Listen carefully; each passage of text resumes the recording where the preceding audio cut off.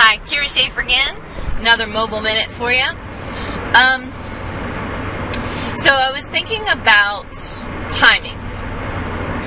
And I've had a couple of people that have been having a really difficult time getting a hold of me lately.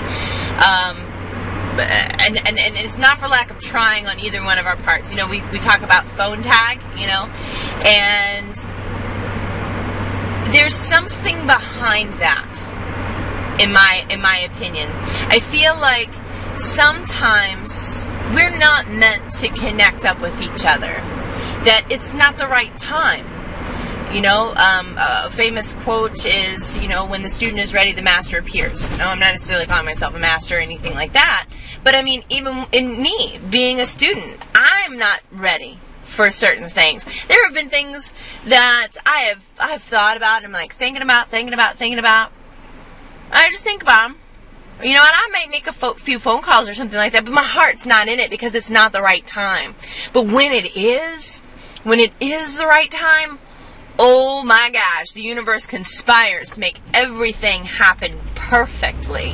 But if I took, you know, myself too seriously and I said, okay, well, this person isn't calling me back, or this person isn't doing this right, or I'm not able to connect with them, and what's wrong with them for them not being able to do that, or you know, what's wrong with me? Why can't I connect with them, and that kind of thing. If I took and judged it, then I would be missing something, because that would be me trying to focus on something that is, I don't know, that's not ready for me yet.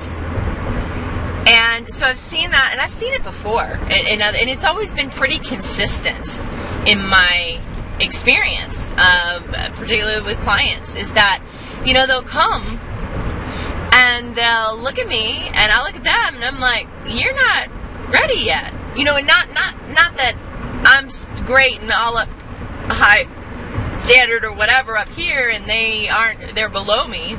It's not that. It's that there's just something that hasn't been learned yet or cultivated yet, or a particular issue hasn't come up for them yet. You know, and they don't even need it yet. You know, they don't even need the work yet because the problem hasn't arrived, or perhaps, you know, they're just not in the place where they can receive it. You know, we're assuming everything is lateral. You know, I'm just there. I'm just a participant. I'm a facilitator. I'm not a psychotherapist. I'm not that person. I'm just the person that is there when you need me. And I think that there is something that's very special, because sometimes we think we need something and we don't. You know, we think we need a person and we don't need that person in our life yet.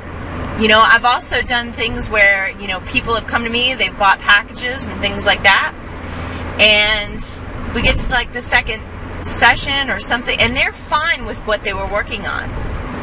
And then I say, well, then let's save those other 2 sessions. And when you come back with something that, you know, needs additional help, or, you know, that you have unfold another layer, then we'll keep on going. You know, because I'm not that person that will say, oh no, you have to keep on coming back. And the reason why, and I would say if you're running a practice of your own, is to say that you honor where they are, not where you think they ought to be. Because we don't know that. There's a great deal of arrogance behind thinking that we know what's right for another person. Because we don't. We can't. That's up to them. That's up to their own spiritual power. That's up to their life. Now, I do know when somebody is avoiding something, and then that's something I connect with them about. But I don't push it necessarily. So, you know, if you are running your own practice or something like that, just remember that you always honor where they are. Because they're going to teach you a tremendous amount about, you know, your ability as a therapist, a hypnotherapist, you know, or any other coach. You know, they're going to teach you more. I have learned more about coaching and advanced more in hypnosis and all of that by really paying attention to my clients. There is a great deal of focus when I'm working with someone. I hear every single word that they say. And oftentimes they think, how did you remember that? That was a year ago. Or how do you know my son's name? Or whatever. And I'm like, because I'm probably the only person paying attention. Your friends have heard it a million times. Or your spouse is going, yeah, I just lived that with you. I get it. But I have to know in order to help you. Or if you're running a practice, for you to help your folks. Being present in the life of someone else, where you get to have the privilege to be a part of that, is the most rewarding and precious thing that you can possibly experience.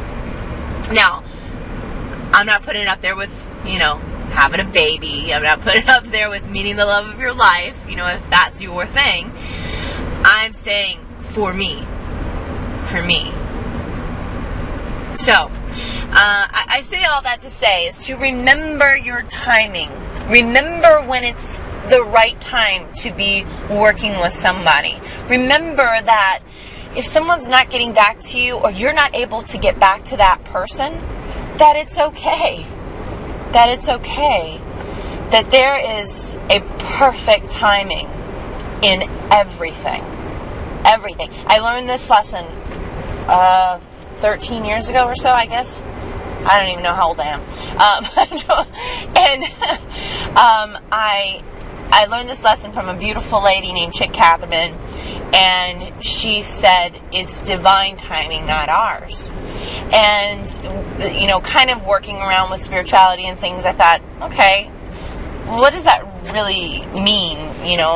Divine timing. So you're going to take a concept that's, challenging as it is, timing, and then what I need to get done, my agenda, and somebody else's timing, and what that means, and then divine timing that's outside of our control. That's a lot of ground to cover, and I'll probably cover it in upcoming sessions here.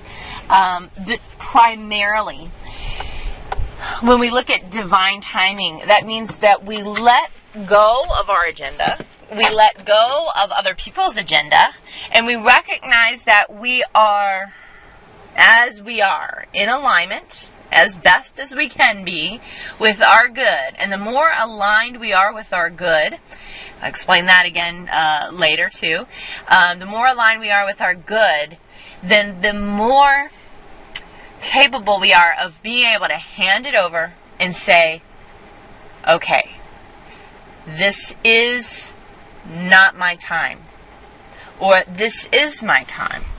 But it's a feeling, and it's a knowing, and it's a connection. And as you bring that connection in more and more, you're going to be able to recognize divine timing and just let go. Just relax. Just be easy. Know that everything is happening just as it's supposed to. Take a deep breath with me on that. And exhale. Your timing is coming. Don't you worry about it. You have a good day.